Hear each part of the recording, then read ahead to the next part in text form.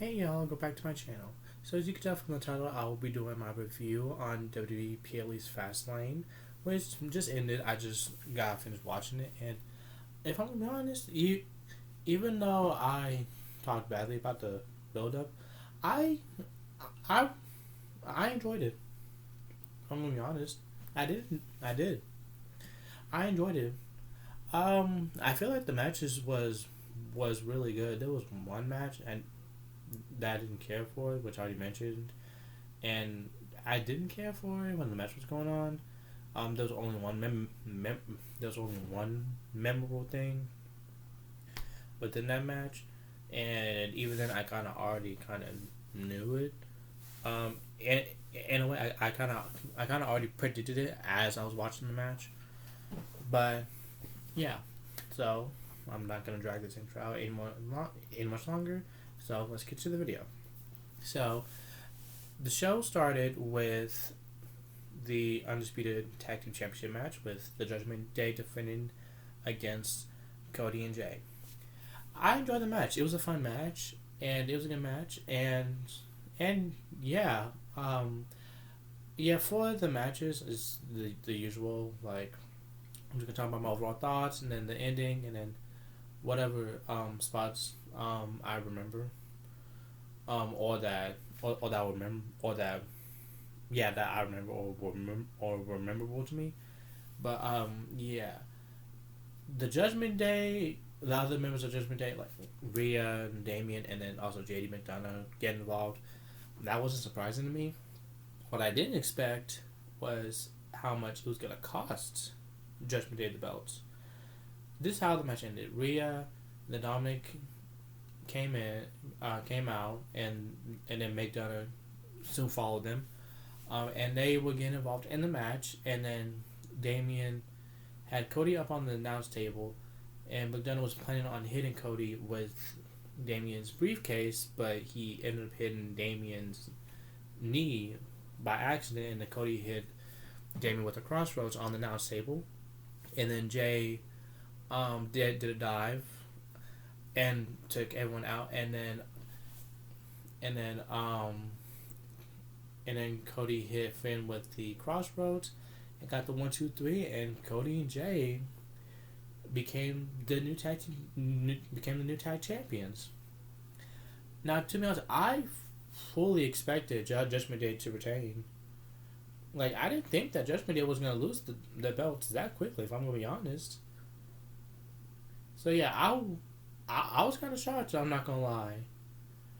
I was kind of shocked. But yeah, again, overall, I enjoyed the match, and the results. I mean, I didn't mind it. I didn't mind it. I mean, I feel like I kind of wish Judgment Day had a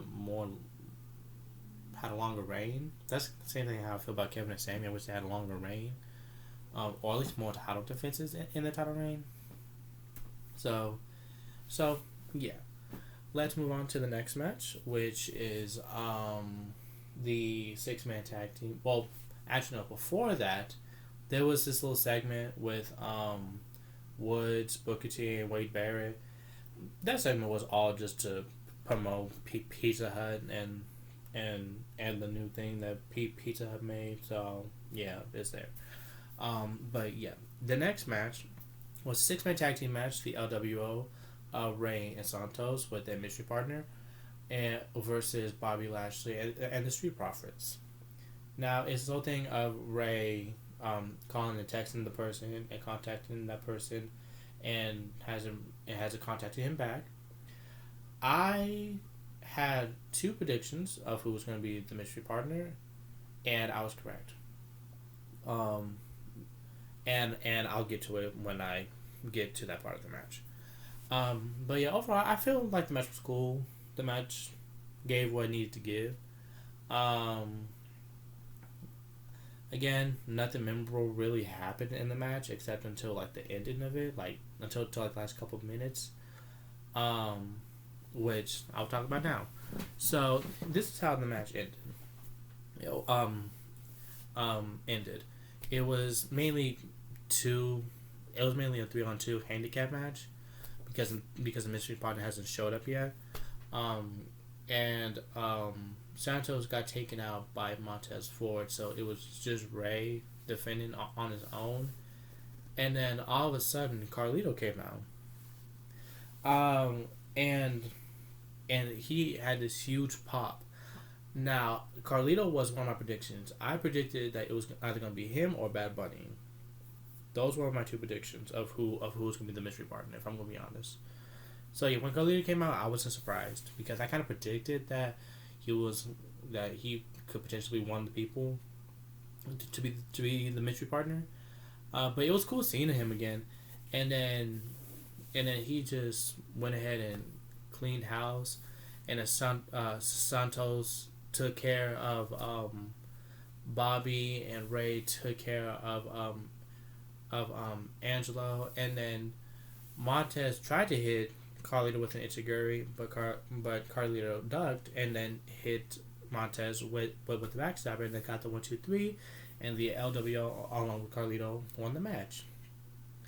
Again, that was the only memorable part of the match. Other than that, the match was cool.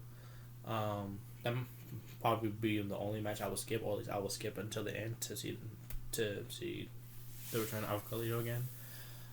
But anyway, let's go to the next match, which was the triple threat match for the WWE Women's Championship: Io versus Asuka versus Charlotte. This was definitely one of my favorite matches. It was a really good match. All three women brought it. They gave their all, and I really enjoyed it. It was a lot of fun. Now, the ending of it, I kind of expected it. I expected Bayley to get involved at some point, and that's how it ended. Bayley got involved, and Io was on the apron, and she was telling Bayley to go away. And then she ended up getting kicked in the face by Charlotte, and then Asuka hit a top rope code breaker from the top, and then almost got the 1-2-3, and then Charlotte and Asuka was going back and forth until Charlotte eventually hit the figure 8 onto Asuka, but Bayley was, and Asuka was tapping too, but the referee was distracted by Bayley, so Io took advantage of that distraction and hit the moonsault on Charlotte, and then pinned Charlotte to retain the championship. I enjoyed the match, and I expected Bayley to get involved, because it's come on, come on. We all know that Bayley was going to get involved, no matter what Io says. So, yeah. But again, it's one of my favorite matches, and again, all three women looked amazing in the match, and I loved it. So let's move on to the next. To the next match, but before the match, it was a segment with Pat McAfee because they were at his hometown. So he had a segment, and he was talking, and he was hyping up the crowd, and all that, which was cool. And then he joined, and then he announced Cena and LA Knight into the ring, and he also joined Michael Cole and Corey Graves for commentary for that match only. And then yeah. So the match itself, it was a pretty fun match. It was pretty cool. John Cena got his ass beat. I'm not gonna lie. For a whole lot of the match until he tagged in LA Knight, John Cena was getting beat up. He was getting his ass beat. But then it just made it worth it because when he tagged in LA Knight got a huge pop. This shows how much LA Knight is over with the crowd. Like you can just have him just stand there staring at someone, and they will still be cheering for him. They will still be entertained by him. But yeah, LA Knight was dominating. He was in control, and then eventually John Cena took care of Solo, and then LA Knight hit the BFT onto Jimmy, and then he pinned Jimmy to get the 1-2-3. Now, I'm intrigued on what's going to happen on SmackDown because Roman Reigns returns on SmackDown since the SmackDown after SummerSlam. So I'm intrigued what's going to happen. I am because Roman's going to be really angry. He's going to be really pissed. But yeah, again, overall, it was a cool match. It was a fun match. I liked it for what it was. And then it's time for the main event. The main event was the last man standing match for the World Heavyweight Championship. Shinsuke Nakamura versus Seth Rollins, with Rollins defending his belt. This is my other favorite match because both of them gave it their all. In my opinion, this is definitely their best match. And they had plenty of matches in the past, including Payback. And I like the Payback match, but the match that they had at Fastlane, and this year's Fastlane, the last man standing match, this is my favorite match from them. My most favorite match, and in my opinion, their best match. Both of them gave the all, crazy spots, special table spots, knock them like the double knees from the middle turnbuckle onto Rollins through the table. The back body drop onto Rollins onto the concrete floor. I was like, ooh. And then Nakamura also pulled a page out of Oscar's playbook. He sprayed mist onto Rollins' face while both of them was on the ladder, and then pushed him off the ladder through the announce table. I at that moment I definitely thought that Seth was gonna lose the belt. I thought Nakamura was gonna win the belt, but no, Seth still got up, and then he did a sidewalk slam through the chair, which I was like, ooh, Seth, you're back.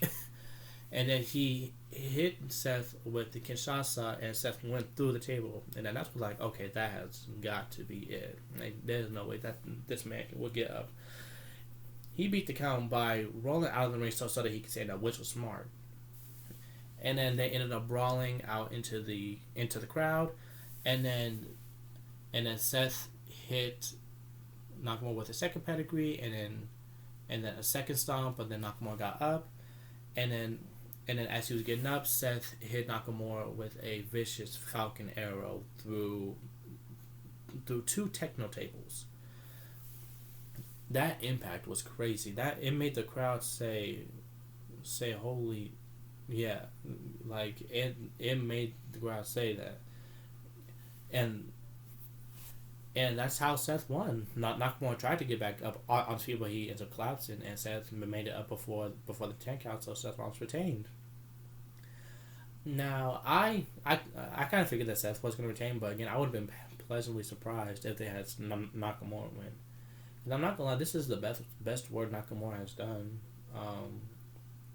in a long time, especially as a heel. This is his best work as a heel, because the other heel turn he had, it wasn't it wasn't really connecting that much, if I'm gonna be honest. But anyway, I don't know if that's the end of the rivalry or if they're gonna go one more match.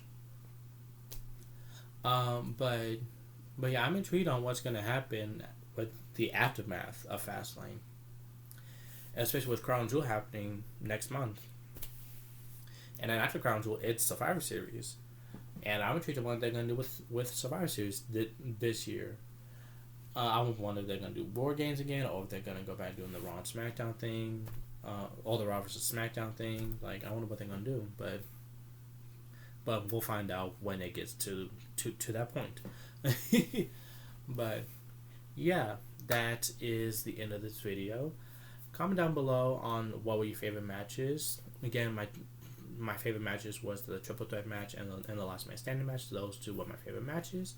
And don't forget, and also comment down your overall thoughts of Fastlane itself. And don't forget to like and subscribe, and I'll see you next time. Bye.